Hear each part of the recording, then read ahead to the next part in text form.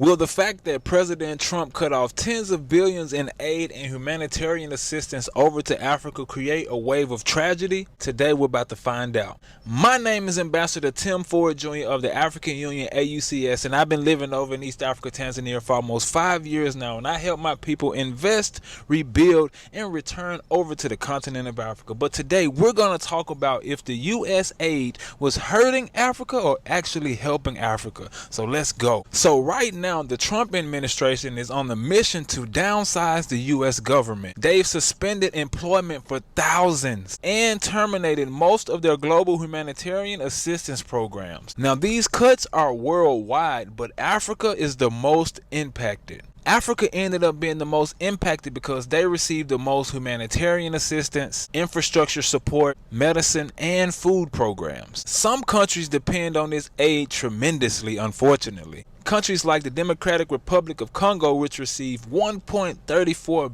billion in aid each year, and then we have Ethiopia, which receives about 1.2 billion each year, and then we have Sudan, which receives about $800 million. And major grants went to Nigeria, South Sudan, Kenya, Mozambique, and Uganda, just to name a few. But some of the African leaders over here on the ground are actually happy that the aid is being cut and taken away from the continent of Africa. Because majority of the times, the aid came with substantial political meddling in their business, massive resource exploitation, and the fact that they've been meddling in their business and exploiting them for the resources have somewhat hindered African empowerment and economic growth. So while many of the European people think that there's trauma and tragedy because the aid has been cut off, some of our people feel that these are tremendous opportunities for us with this current move that's taking place. We all know Ambassador Dr. Erikana Chiamborikwa. She was quoted saying that the aid was nothing but wolves in sheep's clothing. Ooh, she be keeping it so real, man. Oh man, she be keeping it so real, bro. I just love it, man. She said USAID and many other NGOs' sole purpose was to act as if they were coming to rescue Africa, like they're coming to fill in the gaps and help in areas like government services, fill in gaps in education, fill in gaps within the healthcare system, and fill in gaps within humanitarian services. So they come in claiming to help the people, but in actuality what they do is use that open access sounding humanitarian to constantly destabilize governments over on the continent of Africa. So they always have their hands in the political affairs and the destabilization of many of the countries over here on the continent of Africa. If you look over history, if you look throughout the past 20 to 30 years, over on the continent of Africa, many of the wars and many of the conflicts that were started over here on the continent, you can bet your bottom dollar that the USAID has something to do with it. They had someone or some entity or somebody that was working and helping keep the turmoil going on. And Ambassador Chiamborikwa said, many of the leaders over here are rejoicing. They are happy. Not even just over here in Africa. Anyone in the developing world is happy that the aid is leaving because the aid is not usually helping people. It's hurting more than it's actually helping. One of the government officials over in Hungary even said he was happy they're leaving because they're always supporting opposition. They always want mess going on. They're funding mess. They're in the middle of mess. They're making sure that the country stay in a state where they can't come together and be together so that they can really see who's the cause and the issue of what they're dealing with. One of the tactics that they always use is divide and conquer. They will be in the middle and causing both sides to hate each other, only while they're in the middle extracting the resources and tearing everything down. Their form of supporting the government is by backing whoever can keep the country in the most turmoil. See, most Americans think that USAID was set up for philanthropic reasons, helping with AIDS crisis, helping with infrastructure and all those type of things. But in actuality, they have a major agenda to cause more harm than good. And that major agenda is to destabilize governments and keep countries in a third world state. I mean, because think about it. Throughout all the years, all the billions that have been given by taxpayers, by people supporting the USAID and all these different NGO operations that's claiming to help over on the continent of Africa, where is the change?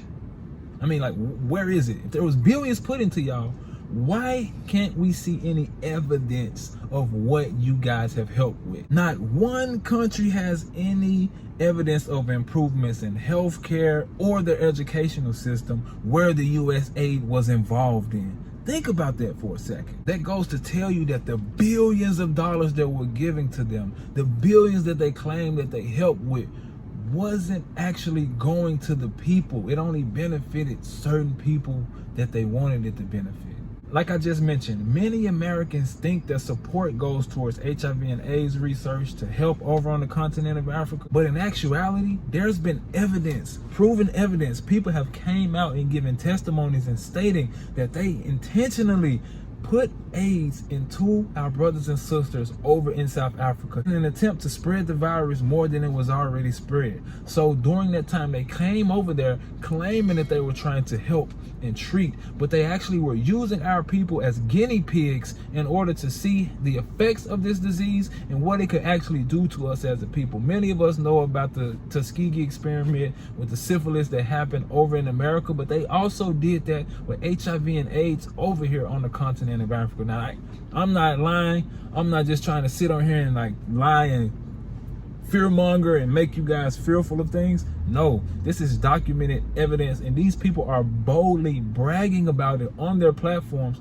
and talking about it. Now, of course, with USAID, there was some good. Of course, they maybe built some boreholes in rural areas. Maybe they helped some orphanages here and there. But on the large scale, on the way that they supposed to be helping, like they promised and they said they were going to do, that's not what's really going on. Like agriculture, for example. With the introduction of GMO seeds that they brought over here to the continent of Africa, it's actually killing some of the land where they're putting the seeds.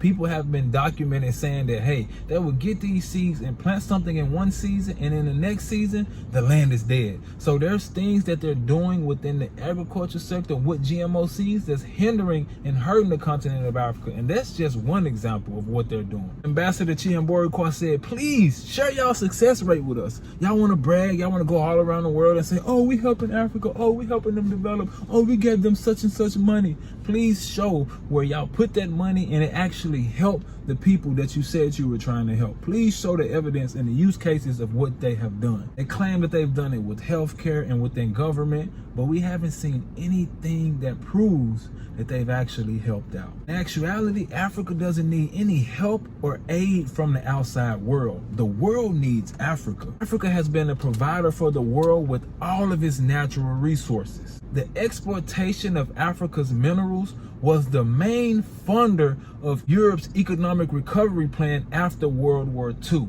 So the main reason that Europe was able to get to the level that it is now after World War II was because they came over to the continent of Africa and began to steal the resources and began to take at a cheap rate that wasn't fair to the people on the ground over here. And ever since they came over after World War II, those same deals are in place, those same relationships are in place, and they walking around like they're the big bad bully trying to take advantage of our people on the continent of Africa, because they feel like we don't understand the resources that we have, we don't understand the power and what we have. So they want to steal it from us and take it to the other side of the world and upcharge it and help develop their country at a fast rate. Truthfully, Africa doesn't need aid. Africa just needs those countries, those entities that are exploiting her, to leave her alone. That's what she needs. Africa has everything it needs. Its main problem is the exploitation from these European companies and these NGOs that's taking advantage of our people with unfair deals in place and unfair treatment to our people as a whole. For example, we all know in Niger they recently had a coup or revolution and removed the government that was in place because they were in favor of what the West was trying to do over there. So they decided to take over their mining industry, kick the colonizers out, and mine the uranium themselves. And after they did this, they learned that the French companies over there were paying the government of Niger 80 cents per kilo for the uranium that they mined, and turning it around and taking it over there and selling it for 200 euros per kilo. I want y'all to sit still for a second and think about what I just said. They were paying 80 cents per kilo. And they take it to their country and turn around and sell it for 200 euros per kilo. Do you see? And this is just uranium.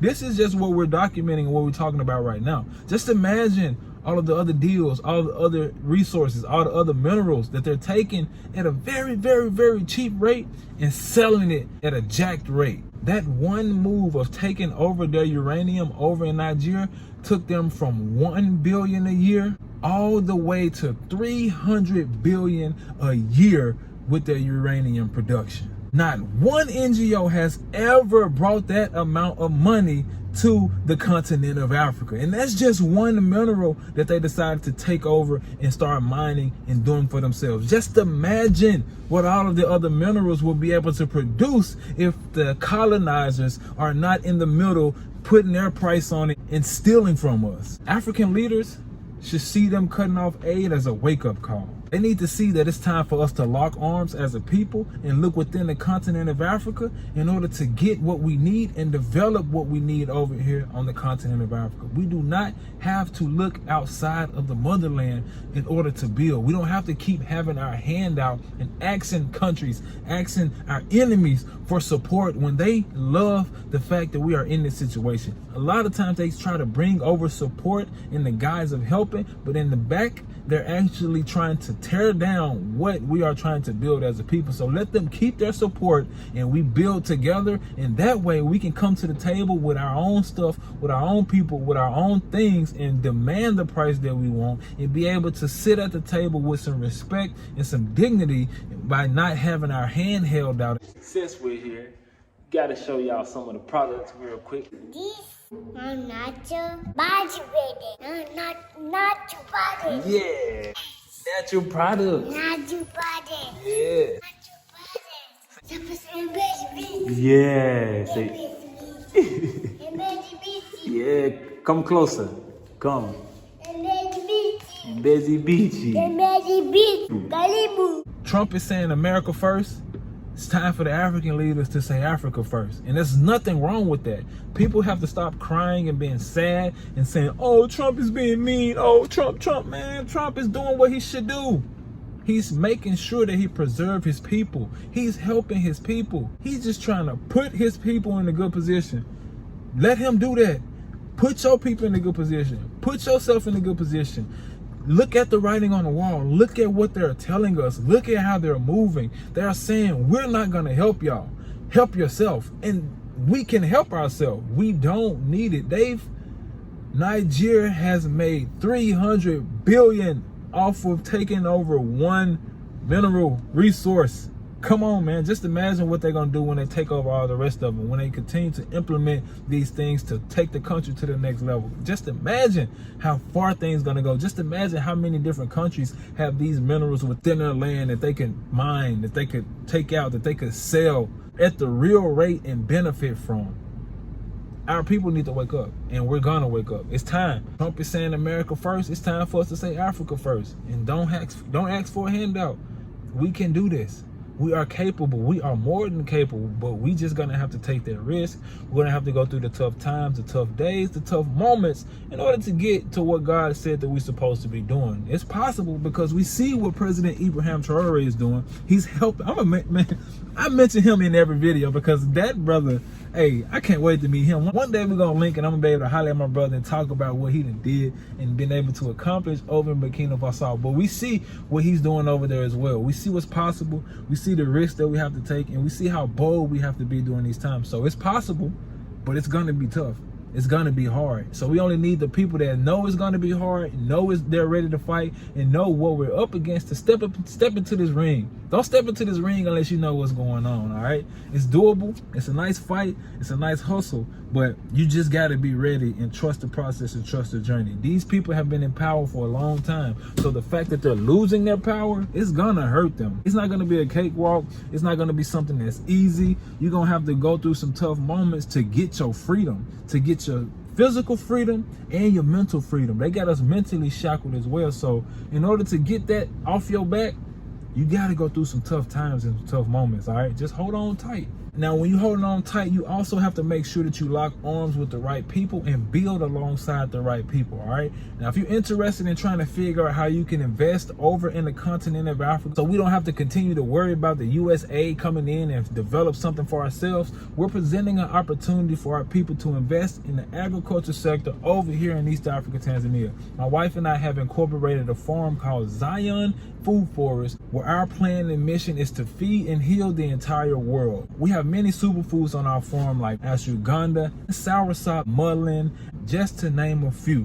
But if you're interested in figuring out how you can invest into agriculture over on the continent of Africa, make sure you join us on March 30th so you can be a part of the conversation at our Africa Will Feed and Heal the World webinar, where we'll be discussing how we can get you involved in investing on the ground over in East Africa, Tanzania, all right? So if you're interested, make sure you join us so you can be a part of the conversation. I'll put the link in the description box, okay? Now, also, I'm excited to hear what you guys think about USAID being cut off from the continent of Africa. Do you think this is a good thing? Do you think this is a bad thing? Do you think we're going to step up? Do you think we're going to do what it takes in order to get to where we need to go? I'm excited to hear what you guys think, so make sure you let me know in the comment box. And also, if you haven't already, make sure you hit that subscribe button so you can stay tuned to the journey, so you can continue to get these updates about what's going on the continent of Africa and some of the history that I've learned since I've been over here on the ground. And if you're thinking about coming over to the continent of Africa, I offer free resources. I have a free document and a free course that gives you the right perspective so that you can have your mind right when you decide to come over to the continent of Africa. And I offer consultations as well. We have Swahili courses too if you're interested in trying to figure out how to learn a language before you decide to get here, all right? So if you want any of those resources, click the link in the description box and we got you, all right? If you made it to the end of the video, thank you for your time. Thank you for your attention. I don't take it for granted that you stayed tuned to the end. I hope this video was able to bring you some value and you see that USA wasn't doing nothing but hurting us. So we can do it on our own. Let's build on our own, all right? Y'all make sure y'all stay focused. Y'all keep the shalom peace. And when somebody trying to give you a handout, sometimes they have some sick games in the back of their mind and they be trying to play games. So have discernment. Don't take all aid. Don't trust everybody. Only trust God. Make sure you keep the shalom peace and stay focused out there, all right? Shalom.